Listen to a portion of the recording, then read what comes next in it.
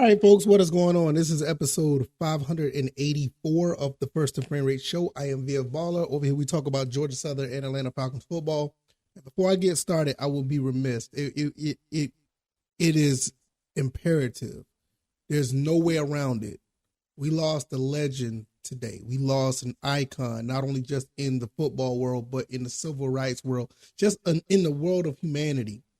The legendary Jim Brown passed away at the age of 87, and it was pretty much of a shock. Even though he lived a full life at the age of 87, it still kind of sucks because these type of people you don't think of that would pass away, even though you know it comes to everybody.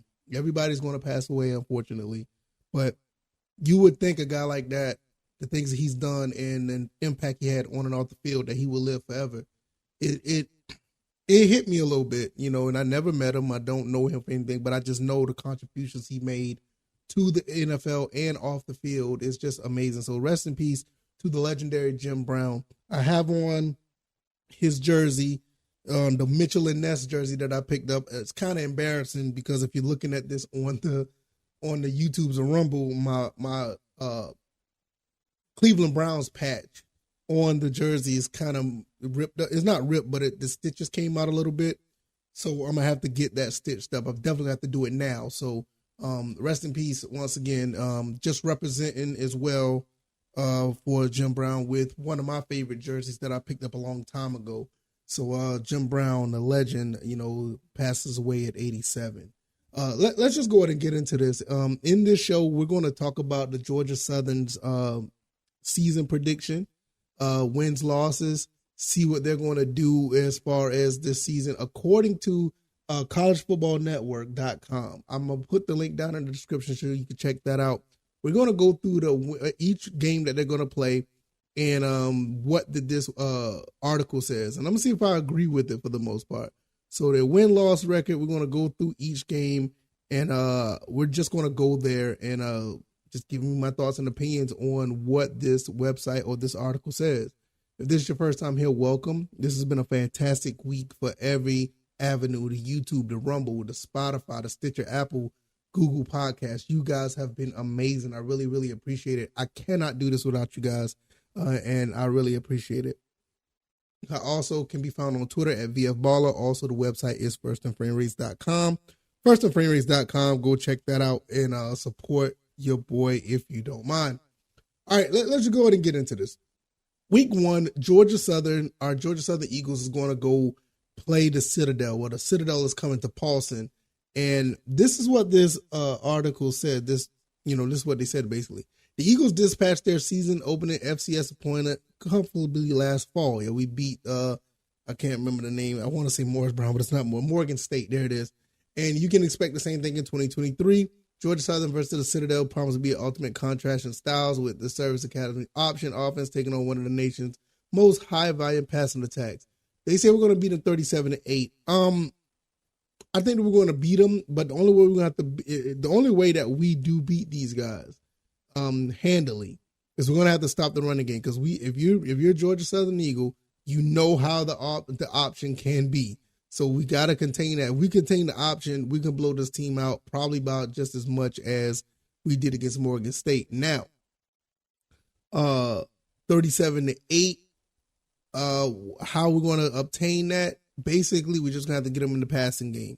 We can get our passing attack going and keep these guys from running the ball. That's basically how it's going to be. So week 1 is pretty much a wash. Not a wash, but I kind of agree with it. 37-8, it could be bigger than that.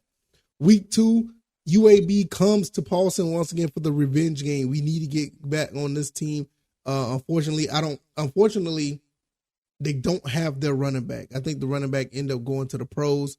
I don't think their running game is going to be as prominent. Their running game was really good, even though it was a fairly competitive game. They just ran the ball down our throats at the end of the day. But this go around, we should be a little bit better. The College Football Network has us winning 28-26.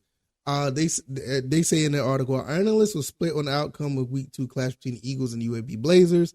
Team operating under first year head coach Trent Differ. See, that's another thing. They got a new coach, so they may not be running the ball as much. While CFN director Cam Mellor favors one score win for Georgia Southern, I can see the Blazers scrapping a 2-point win in a high-scoring affair. The compromise, a close Eagles win, and it's based on stability of coaching. Yeah, I can see that. But I don't think our defense. I think our defense is a little bit better than what it was last year. So we could be a defense that don't give up that many points. I mean, you're literally talking about a defense that'll probably give up anywhere around. Let's see. I'm trying to guess. Maybe 17, 20 points a game. I'm just guessing. I'm not 100% sure because the defense is, they're unproven. But based on what I saw in the spring game, that could be the case. All right, let's go down to the next one. We got Georgia Southern playing Wisconsin. We're going to Wisconsin, and they're going to say we're going to lose that game, which I can see that. Wisconsin is a much formidable opponent than than Nebraska. We do have a better team than last year, but Wisconsin is a better team than Nebraska. So it says here, Wisconsin constantly turns out defenses that sit there at the top of the most defensive metrics, and there's no reason to believe that would change with the hire of Luke Fickell as head coach. Badgers should have the measure of Georgia Southern offense, while Braylon Allen and Ches Musley might have their way with the Eagles' run defense. Now, see, this is what I'm saying. The Eagles' defense is unproven, but they did play a little bit better. Now, for them to give up 29 points to Wisconsin, I can see it. They're going to be at Wisconsin. It's going to be a little bit different.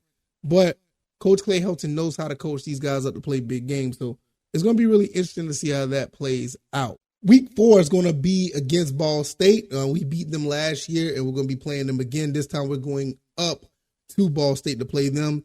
And right here it says, rounding out Georgia Southern out-of-conference schedule, the Eagles fly to Muncie, Indiana to take on Ball State, the team that loses their main offensive weapon following the departure of Carson Steele to UCLA. That is a really big pickup for UCLA. I thought Carson Steele played fairly well against us, even though we did win that game. And for him to go to UCLA, that's going to be really interesting. It's one of the kids I'm probably going to follow watching him at UCLA because that's going to be interesting to see how he makes a transition. However, it's the loss of cornerback Nick Jones to the NFL that stings against the Georgia Southern passing game. Yeah, that makes sense because I don't think their secondary is going to be as prominent, and they weren't that prominent last year, even though we did eke out a win. But this year, with the weapons that we have, it's going to be really difficult for Ball State to make a difference. All right, let's see. Get past the ads. Week 5. Oh boy. Coastal Carolina, they come into Paulson and they say we're going to beat Coastal Carolina 29-27. I can see this. I don't think this game is going to be that low scoring or that close. I think it's going to be like a 7-point game, but it's going to be like up in the 40s. Unless our defense shows me what they can do, Coastal Carolina is going to be able to move the ball. Grayson McCall is coming back to Coastal Carolina. I think he is perfect for that position or that school.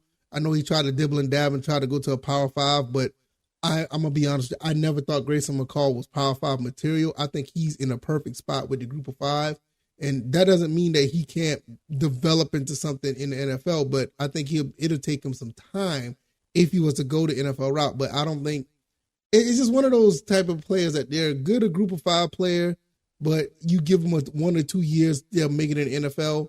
I just would think if he would have jumped to the Power 5 rankings, I don't think he would have made it. And I think other schools thought it as well. That's why he ended up going back. So, but with that being said, this is going to be a good game. I think this is going to be a game that I would love to attend. I would love to go to this game to see this one. And for them to be in a shootout, close, no bigger than a 7-point spread, I think this is going to be a good one to look at. Georgia Southern wins, the power of Paulson prevails. I think that would happen. Now, week 7, we go to James Madison. Oh boy. James Madison, week 7. Get back game for James Madison, maybe. I don't know. We end up beating them, knocking them out of the top 25 last year. So in the role reversal of last season, the Eagles beat Coastal Carolina and then lose to James Madison in 2 pivotal games. So they say we're gonna beat Coastal Carolina and lose to James Madison, kind of like the opposite. We beat James Madison and end up losing to Coastal Carolina last year. Georgia Southern shocked the then ranked Dukes in Statesboro, but might struggle to overcome a secondary that includes a number of impressive players this time around.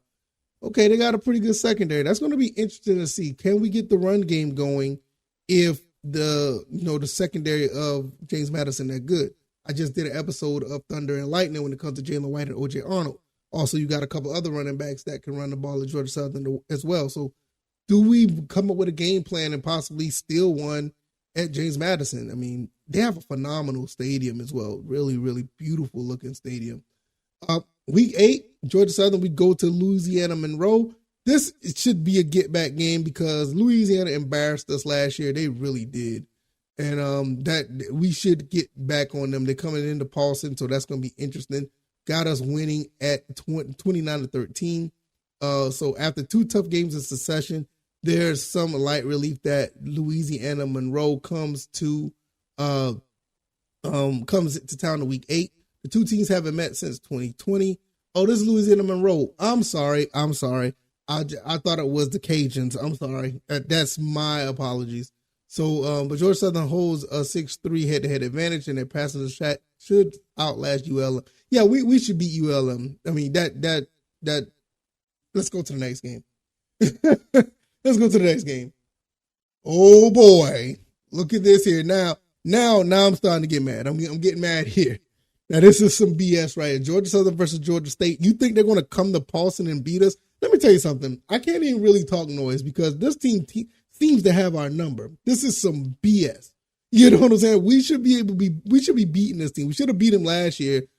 No reason that we turn the ball over 5 times and only lose by 8 points. That was ridiculous. But nevertheless, let's talk about this. Georgia Southern versus Georgia State. Say that we're going to lose 20-21. Another split decision for our analysts, with Miller favoring a 3-point win for the Panthers, where I think a combination of home field advantage and a higher volume passing attack should see the Eagles halt the 3-game losing streak to their in-state rivals. I agree. Whoever's writing this, I can't remember his name. I agree with him. Miller could kick rock. The compromise, Danny Granger leads the Panthers across the line with a 2-point try as time expired. I thought I was on the same team. No.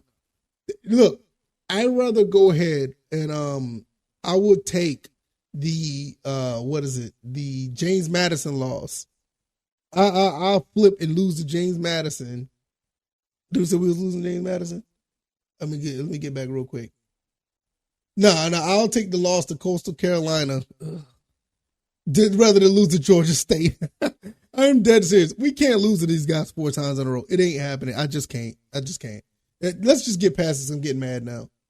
Next game, week 10 at Georgia State, got us winning at 32-16. I can see that. Texas State never was able to keep up with Georgia Southern at any moment since we've been in the Sun Belt. And I don't even think when we played them at FCS, I don't think they could either. While there's some excitement brewing around San Marcos due to a new coach and up-tempo offense, the Bobcats have given up an average of 39 points in the last 2 clashes of Georgia Southern. Yeah. They didn't face the Eagles last fall as they established themselves as a dominant pass-first offense. See, they gave up 39 points prior. They gave up 39 points against us prior to Coach Clay Helton coming in. Just let that sink in. Week 11 at Marshall. We're going to win this game as well, 27-22. Okay. Marshall managed to hold off the Eagles to 10 points and just 205 yards passing last fall. However, Georgia Southern season prediction forecast that a repeat of that performance is highly unlikely. Well, I ain't going to say highly unlikely. Well, unlikely to happen again. The Eagles won the last game in Huntington in 1990, so this could be what the savior. Yeah, okay, 1990, 33 years ago. Okay. Nevertheless, I don't see us doing that again, passing for only 205 yards, even at Marshall. But this is one game I did say that we're probably going to lose. I had us losing to Wisconsin and Marshall. Those 2 games kind of bothered me a little bit. So I'll trade this game for us to beat Georgia State. We just can't lose to Georgia State, man. I'm sorry. We just can't. Next game, Georgia Southern playing Old Dominion.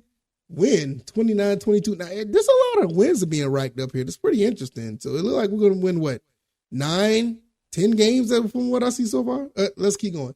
Old Dominion has never beaten Georgia Southern, and the 2023 college football season doesn't feel like the time and place to start. The Monarchs lost the beating heart of their offense with the departure of Allie Jennings III, Hayden Wolf, Blake Watson all transferred to the transfer portal, and Nick Savaldi and Zach Kuntz to the NFL. So they lost a lot of people. So for them to put up 22 points is going to be interesting. Once again, it goes back to see what our defense does. And yeah, they may not even put up that many points.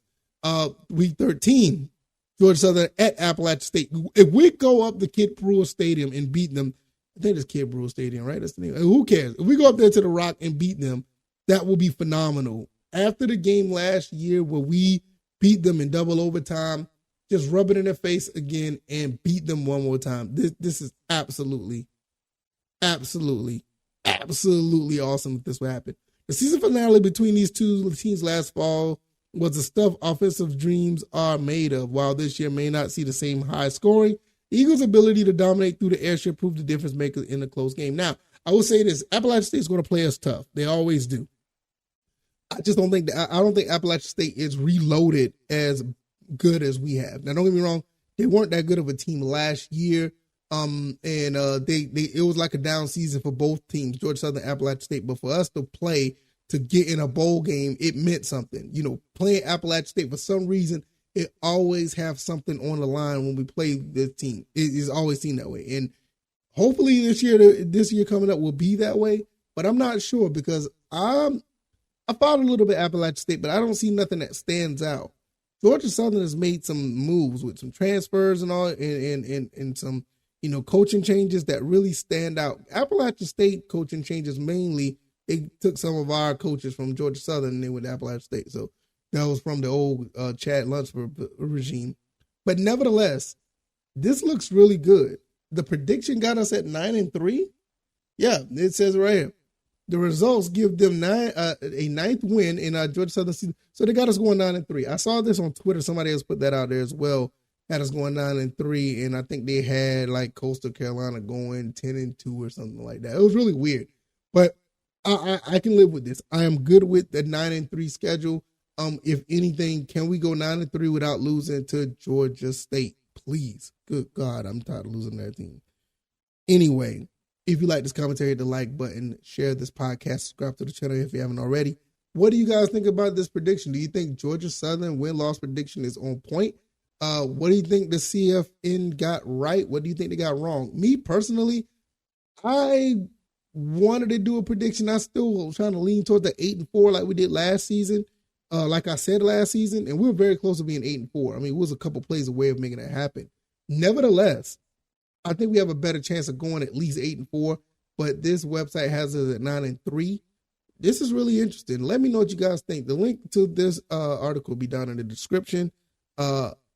I really appreciate you guys, really checking out the show once again. YouTube, Rumble, Spotify, Stitcher, Apple, Google Podcasts. You guys are amazing. Once again, before I go, rest in peace to the legendary Jim Brown. I mean, phenomenal human being on and off the field. You just couldn't ask for anything better than that. So it's just a little bittersweet, But I'm going to get out of here. You guys enjoy the rest of your weekend. The weekend is starting. And if anything comes up, I'll probably do a video or two about it if anything happens throughout the weekend. But I will see you guys on Monday. You guys take it easy and you guys be blessed. Peace.